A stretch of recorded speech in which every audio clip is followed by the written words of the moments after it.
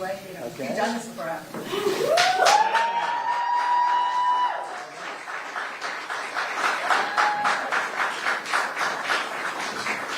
That's a serious sign.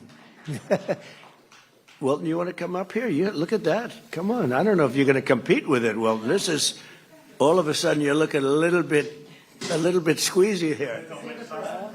Let's see. Good. We had it made for you. Oh, that's great. Wow, I love that. Greatest president in our lifetime. Wilton, how old are you? That's not very long. 60, Mr. President. And you do a great job, too. Thank you very much. Appreciate it. Thank you. I'll take it. Thank you. A quiet stretch of road in Florida just became the center of a national conversation. It involves a tragic loss of life, a unanimous local vote, and a series of naming rights that historians say we haven't seen in modern American history. This is the story of how a highway became a legacy. Let's play this clip. Thank you all very much. You know, we have a wedding here now. So they said, sir, is there any way you can move it quickly? I said, I'm not moving it quickly. We're not. And the people getting married were outside, and they said, take your time, sir. This is an honor. So it's sort of cute. Have a good time. Thank you, everybody. Thank you. We begin today with a story about a road. Not just any road, but a 4-mile stretch of asphalt in Palm Beach County, Florida, known as Southern Boulevard. For most people, it is simply a way to get from the Palm Beach International Airport to the coastal areas near the Atlantic.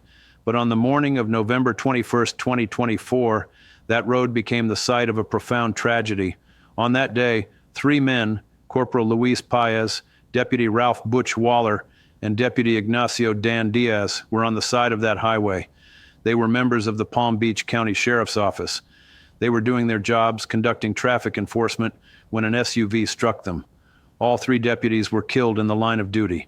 This is the most serious and urgent development at the heart of our story because it sets the stage for everything else that follows.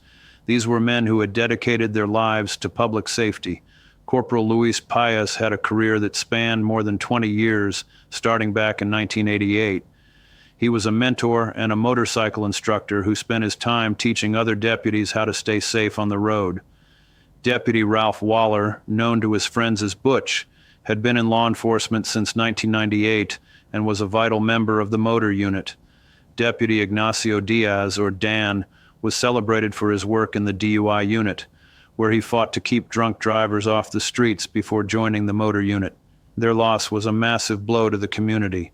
The response to this tragedy was a move by the Florida legislature to ensure these men were never forgotten. In the 2025 legislative session, state lawmakers introduced House Bill 987. This bill was not just about these 3 men. It was a broad piece of legislation that designated honorary names for roads and bridges all over the state of Florida. But in Palm Beach County, the bill did something very specific. It directed the Florida Department of Transportation to create 2 distinct honorary designations on Southern Boulevard.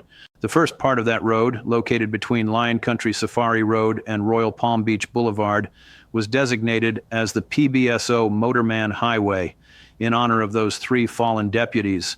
But the bill also contained a second designation for a different part of that same road. The stretch of Southern Boulevard between Kirk Road and South Ocean Boulevard was designated as President Donald J. Trump Boulevard. This segment is significant because it is the primary route used by the presidential motorcade when traveling between the airport and the Mar-a-Lago Club. By July of 2025, the Palm Beach County Board of County Commissioners met to discuss this. Under Florida law, specifically Statute 334.071, the state cannot just put up these signs on its own.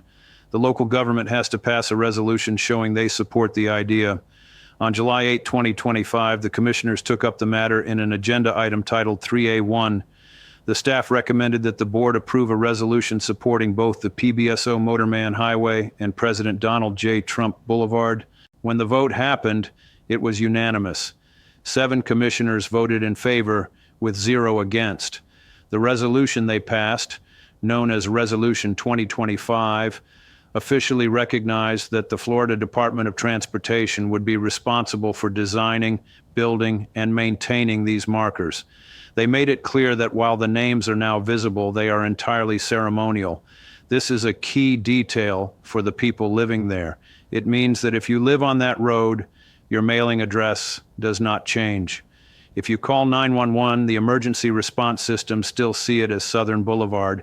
Even the official government maps were not supposed to change, though some drivers noticed that Google Maps updated the name to President Donald J. Trump Boulevard shortly after the vote. The resolution also included a severability clause. This is a standard but important piece of legal protection. It basically says that if a court ever finds one part of the resolution to be invalid, the rest of the resolution still stands.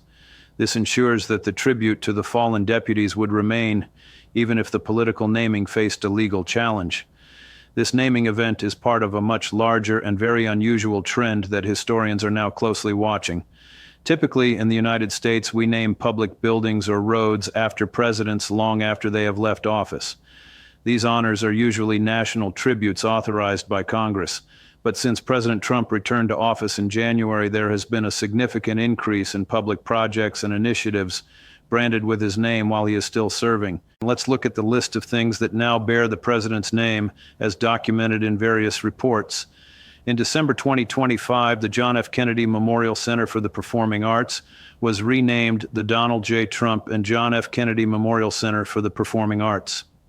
This decision was made by the center's board of trustees, all of whom had been selected by the president.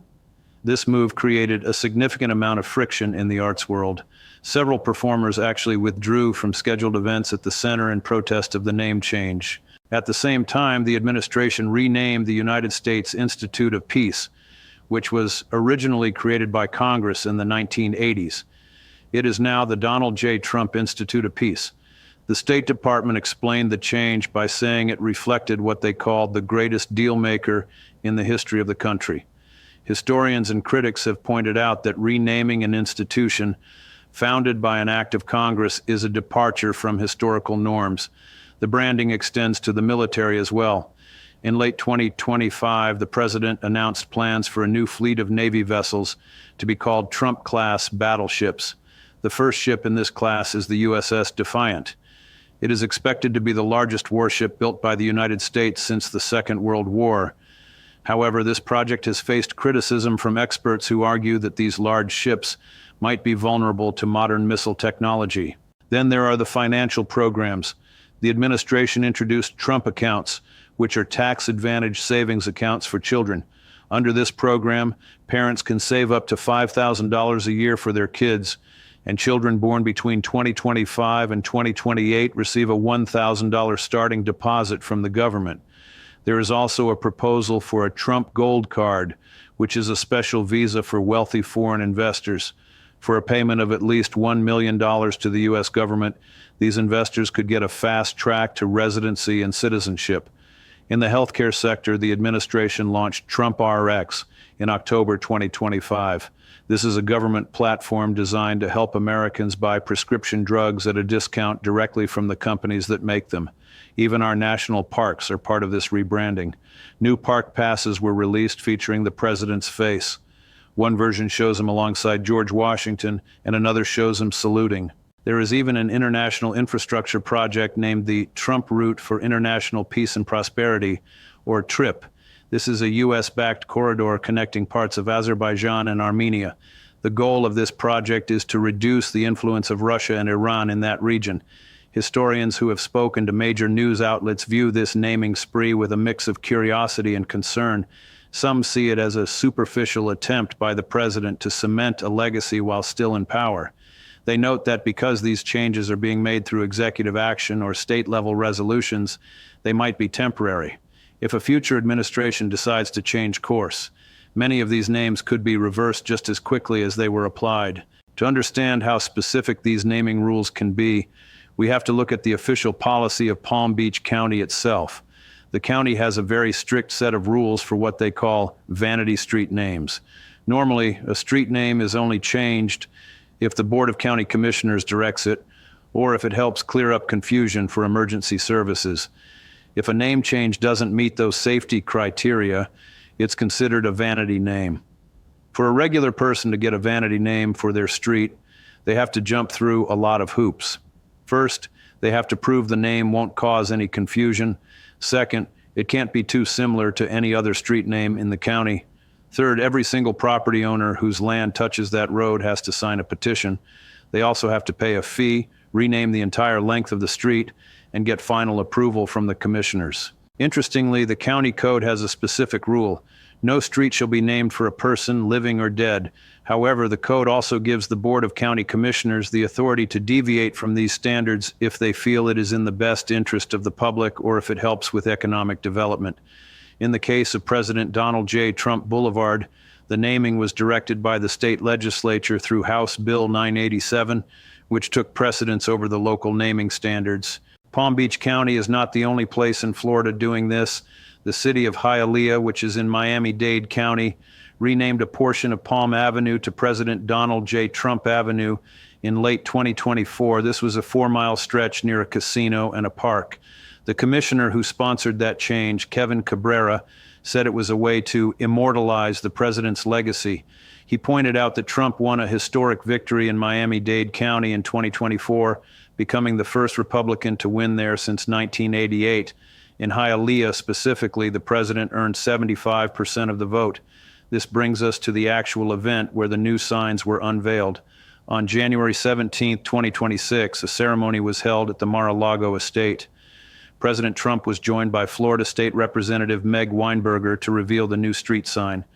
During the event, the president said he was tremendously honored by the gesture. He told the crowd that he would remember the moment for the rest of his life. There was a bit of a lighthearted moment during the ceremony that was captured on video.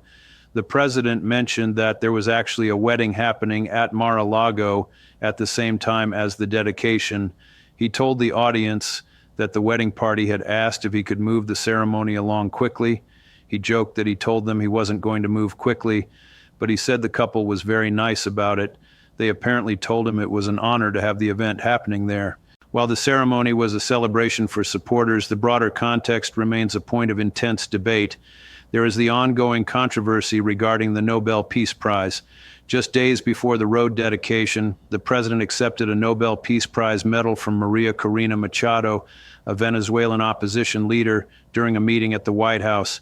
However, the Norwegian Nobel Committee issued a statement saying that the prize cannot be transferred, shared, or revoked. The White House maintained that the president intended to keep the medal. When we look at the totality of these sources, we see a picture of a presidency that is very focused on visible branding, from the PBSO Motorman Highway that honors the tragic sacrifice of 3 deputies, to the renaming of the road leading to the president's private residence, to the renaming of national art centers, and the creation of Trump-class battleships. The landscape of the country is being literally and figuratively rewritten. The Palm Beach County resolution itself sums up the duality of this specific development.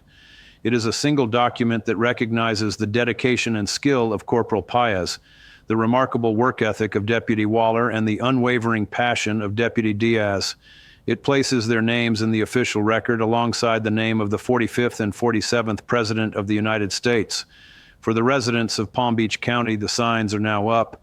By September of 2025, the Florida Department of Transportation was expected to have finished the installation. Drivers on Southern Boulevard now pass markers that tell 2 very different stories of service and legacy. One story is about 3 men who died on the side of that road while trying to keep it safe. The other is about a president who uses that same road to travel to his home. As we move forward, the question remains how many of these names will stick. Historians continue to point out that because these honors are happening while the president is in office rather than after a period of historical reflection, they occupy a unique and somewhat precarious place in our national tradition. For now, though, if you are driving from the Palm Beach International Airport toward the ocean, you are officially traveling on President Donald J. Trump Boulevard. In the coming months, the county staff will continue to collect public feedback on the new designations. This is part of the final inspection process by the Department of Transportation. It is a reminder that even when a name is written on a sign and posted on a highway, the conversation about what that name represents is often just beginning. We have seen this play out in the arts community with the Kennedy Center. We have seen it in the military with the debate over the Trump-class ships, and we see it in the streets of Florida. This naming spree is not just about signs. It is about how a leader chooses to define his time in office and how a community chooses to remember its heroes. The story of Southern Boulevard is a perfect example of this. It is a road that connects the ordinary, the airport, and the daily commute to the extraordinary, the presidency, and the ultimate sacrifice of law enforcement. It is a 4-mile stretch of road that now carries the weight of history, both tragic and political. In Palm Beach County, the names of Paez, Waller, and Diaz are now permanently linked to the pavement where they served their last shift, and the name of Donald J. Trump is now linked to the route that brings him back to Florida. Whether these names remain for 10 years, the minimum time required by Palm Beach County Code for a street name change, or for much longer, is a matter for the future. But for today, the signs are there, the resolution is signed, and the road has been renamed. We will keep an eye on how these naming initiatives continue to unfold across the country. From federal savings accounts to Navy warships, the Trump brand is being integrated into the very fabric of the American government in a way that is truly unprecedented. It is a story of power, legacy, and the simple act of putting a name on a sign. That is the story of Southern Boulevard, a road of tragedy, a road of politics, and now a road with a new name. Thank you for joining us for this deep dive into the documents and the history unfolding in real time. We will be back with more narrative-driven news as these stories continue to develop.